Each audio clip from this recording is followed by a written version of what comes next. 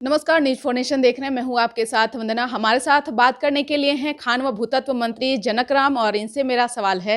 सबसे पहले तो सर कि आपको नया साल बधाई हो।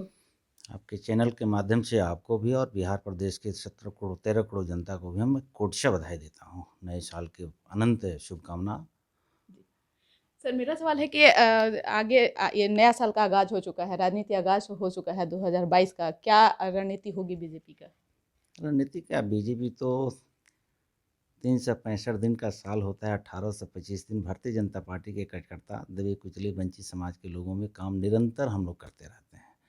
मैं कार्यकर्ता के हैसियत से जो भी मुझे पार्टी ने दायित्व देती है मैं उसको निर्वहन करता हूँ। और मुझे लगता है कि परम पूज्य बाबा साहब doctor B.R. Ambedkar ji, Shyama Prasad Mukherjee ji, Deendayal Upadhyay ji, doctor Rajendra Prasad ji, Mahatma Gandhi ji, इनकी जो सोच रही, सपना रही, जो राज्य में और केंद्र में हमारी सरकार है, उनकी आत्मा गाँव में बसती है।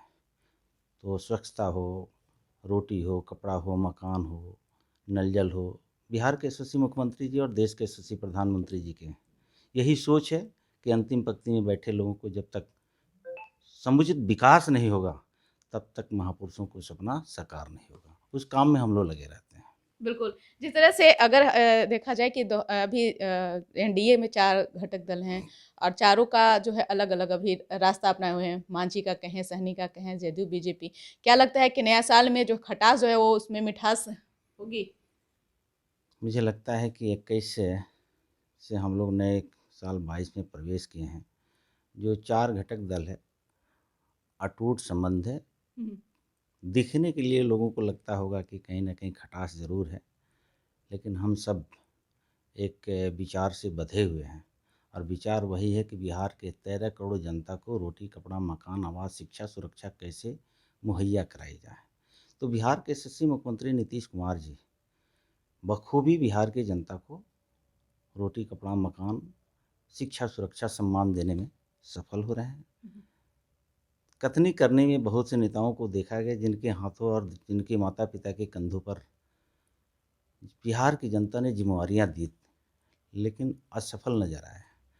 और जब से बिहार के मुख्यमंत्री नीतीश कुमार जी के हाथों में बागडोर आई है, बिहार की समस्त जनता प्रसन्न है। तो मुझे लगता है कि नए साल में हम लोग प्रवेश किए हैं तो और तन्मयता से बिहार के मुख्यमंत्री जी ने अभी-अभी समाज सुधार को काम को लेकर के निकल पड़े हैं।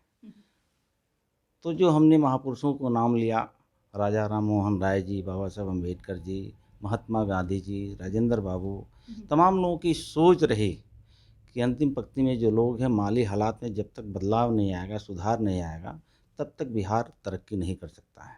उसी कड़ी में देश के प्रधानमंत्री नरेंद्र मोदी जी बार-बार कहते हैं कि देश का पूर्वांचल राज्य उड़ीसा हो, बंगाल हो, बिहार हो, मुख्य धारा में जब तक नहीं जुड़ेगा, भारत माता को परम वैभव पे नहीं पहुँचाया जा सकता है। तो उस कड़ी को आगे बढ़ाते हुए बिहार के यशस्वी मुख्यमंत्री नीतीश कुमार जी आगे बढ़ चुके हैं और जनता उनको सराखों पे लेकर के चल रही है।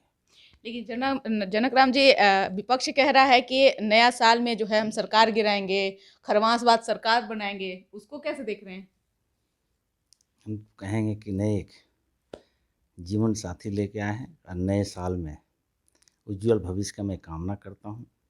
हम दोनों एक ही ज़िला के रहने वाले हैं और मुझे लगता है कि सपना देखना कोई गुनाह नहीं है, लेकिन ये जनता सपना को साकार करती है।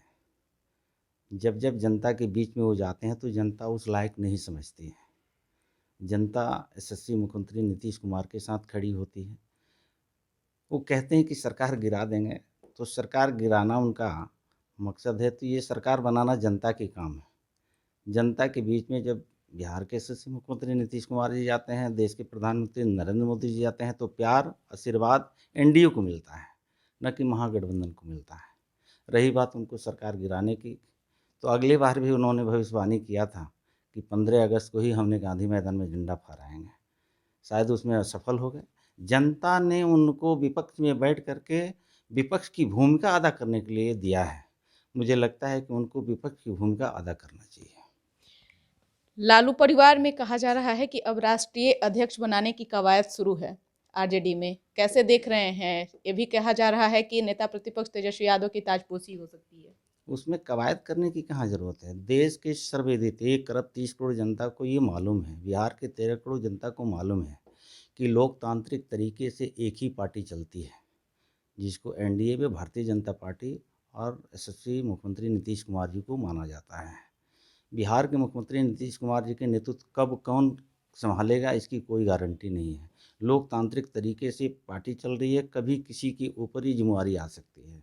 भारतीय जनता पार्टी में देश के राष्ट्रीय अध्यक्ष कौन बनेगा, प्रदेश का अध्यक्ष कौन बनेगा, कौन सांसद नेता बनेगा, इसकी कोई गारंटी नहीं होती है। लेकिन भारतीय जनता पार्टी को छोड़ करके देश की तमाम पार्टियां हैं, जैसे आपने नाम लिया, प्राइवेट लिमिटेड कंपनी है, वो बसपा हो, आरजेडी हो, कांग्रेस हो, सीपीआई हो, सीपीएम हो, जितने देश के एनडीए की छोड़ करके बाकी जितनी पार्टियां हैं प्राइवेट लिमिटेड कंपनी है।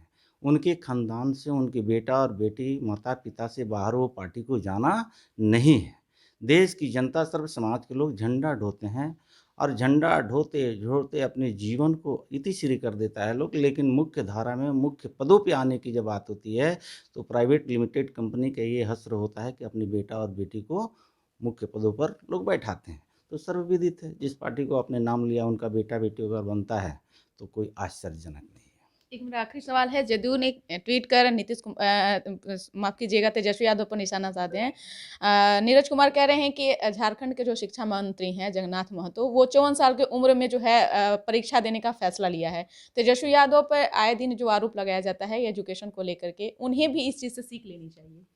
बिल्कुल, शिक्षा उम्र का कोई पड़ाव नहीं होता है। मरते दिनों तक आदमी शिक्षा ग्रहण करने का लोग काम करते हैं। मैं भी सीखता हूँ। शिक्षा और कॉलेज, विद्या बिना मति गई, मति बिना नीति गई, नीति बिना संपत्ति गई, संपत्ति बिना गरीब हुए, गरीब बिना हम लाचार बेबस होते हैं। तो मुझे लगता है कि अशिक्षा के कारण आज गरीबी बेबसी देखने को मिल रहा है, जिसको लेकर के बिहार के मुख्यमंत्री नीतीश कुमार जी ने समाज सुधार के लिए निकल पड़े हैं। जिसके घरों में शिक्षा नहीं है उसके घरों में नाना प्रकार की बीमारियां आती हैं, असाध्य रोग से वो ग्रसित होता है। तो मुझे लगता है कि इस पर ज़्यादा चर्चा करने की ज़रूरत नहीं है। पूर्ववर्ती सरकार में आज जिनका नाम आपने लिया है, जिसका माता पिता बिहार का मुख्यमंत्री रहा हो, उसका बेटा अगर नहीं पढ़ पाता हो, मैं मंत्री हूँ, सांसद रहा हूँ, और मेरा बेटा बेटी नहीं पढ़ पाए, तो हम किस समाज को संदेश देना चाहते हैं? शिक्षा वो शेरनी का दूध होता है। जब शिक्षा हमारे घरों में नहीं आएगा तो शिक्षा के माध्यम से सुधार होता है, शिक्षा के माध्यम से देश दुनिया को एक संदेश देने का काम किया जाता है। तो उतने बड़ों पदों पे उनके माता पिता खुद के रहे, उनके बेटा और बेटी उच्च शिक्षा हासिल नहीं कर पाया, तो आश्चर्यजनक की बात है। उस पर लोग उंगली उठाते हैं। और मुझे लगता है कि किसी न किसी कारण से अगर जो व्यक्ति खुद शिक्षित नहीं हो पाया, वो कमज़ोर तबके को शिक्षित होने का अगर संदेश देता है, तो कहीं ना कहीं वो दाल में काला है। बिल्कुल, बहुत बहुत शुक्रिया सर। तो आप सुन रहे थे कि क्या कुछ कह रहे थे खान व भूतत्व मंत्री जनक राम। इस खबर बस इतना ही। बने रहिए न्यूज़4नेशन के साथ। धन्यवाद।